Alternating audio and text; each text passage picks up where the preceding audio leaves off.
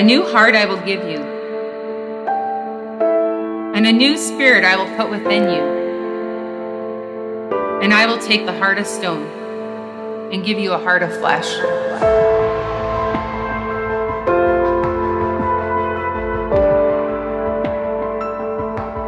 My name is Shawna Arnold, and I grew up in a home that was dysfunctional. My father was a workaholic, and my mom was addicted to prescription pills.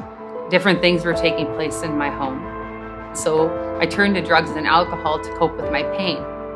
I thought that if I just stuffed myself with these addictions, that it would make everything better. And it kind of did at the time. And then I started to do things that were wrong, like stealing and getting in trouble with the law. And I was actually placed in juvenile jail.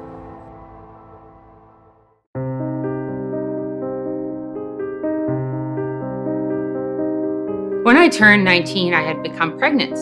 And I remember going home and telling my mom I was pregnant. And she told me that I should have an abortion.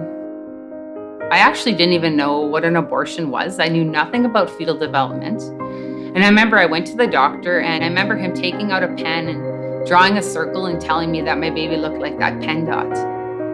So I ended up keeping this appointment.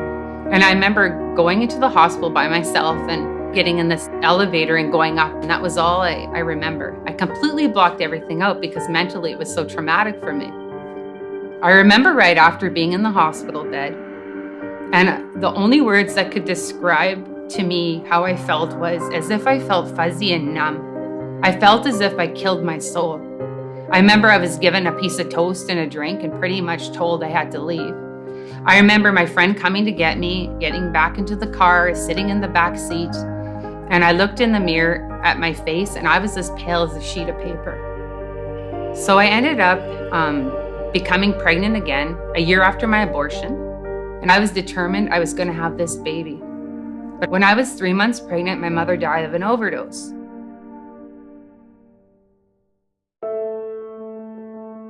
I was at that point in my life that I thought there has to be more to life than what I was living.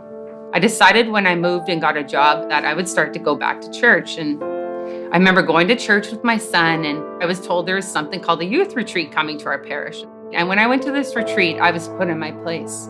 I was standing in the pew beside my aunt and uncle, and the man putting on the retreat said, "Imagine God's before you." And I actually heard words. They seemed audible to me, but they could have been within my heart. But I heard words say to me, "I'm your father and I love you." And I was just asking God in my heart at the time, would you please help me? Would you please help me to change? Will you come into my life? Just begging him from the depths of my heart. And within a couple seconds, I don't know how long it was, but I felt this love and peace come over me. And as that was happening, I remember just crying and bawling and bawling and bawling. And when it was over, my sleeves were just soaked from tears. I have never cried that hard since my mom passed away.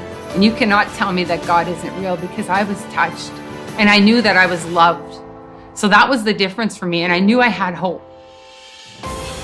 So I remember at this time in my life going to confession, and I ended up going to a retreat called Rachel's Vineyard, and I'd received a huge healing from God. At the retreat, there's a memorial service, and I decided to name my child Michael.